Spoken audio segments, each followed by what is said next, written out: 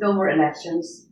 Mas naging malaya ka ba magdesisyon? Mas naging matapang? Kasi natanong ko ito, Mayor, because we've been hearing reports na hindi mo patatapusin yung political career mo. Aakyat ka pa ba?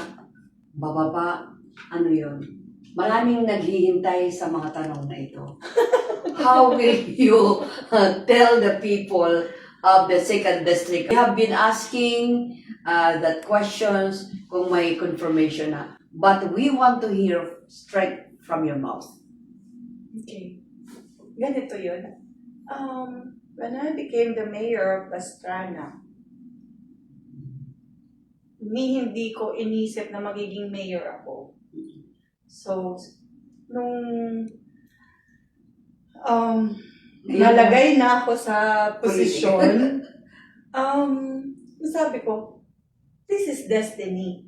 Destiny ko talaga to na maging mayor. Kasi hindi mo naman pinangarap. Hindi ko pinangarap. Kasi nurse ka, police. Yes, oo. And I was happy and contented with my life, being a housewife. You have comfort in your life now, I know.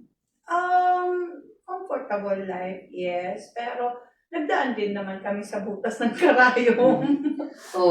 Naalala ko pa nun, di ba? Yes. Wala akong pambili ng gatas ng anak ko. I was struggling dun sa training sa PNP. Undergo ako ng hardships sa training, pero naka-mindset talaga sa akin, walang puwang hindi ako dapat mag-isip na mag-quit because wala akong pambili ng gatas ng anak ko. Pero yun, alam mo yun? Tatakbo ka ba bilang kongresista ng 2nd District? O nga sinabi mo kanina, destiny. So, if I am destined, why not? Diba? So, destiny pa rin yung... Yeah. Kasi it will depend sa situation, sa circumstances, pagdating ng panahon, kumbaga. Pero sa ngayon... Pero may umaaligid na ba sa'yo na nagko-convince? Ikaw talaga! Siyempre, once and for all, di ba? Although maaga pa naman. Yes, pero, it's so early. Tama naman yung sinabi mo. Kung destined ako doon na yun. Pero anyway, yes. Kung may isang nanay sa Pastrana na naghihirap ngayon at nakikinig, ano yung pangako mo sa kanya bago ka bumaba sa pwesto? Isang nanay na mahirap, walang pagkain yung anak, hindi nakakapag-aral ng ang anak niya although may mga scholarship, pero hirap pa rin. Ano yung ipapangako mo sa kanya bago kang bumaba sa pwesto? Ang may papangako ko lang is, maybe, ganito na lang. I did my best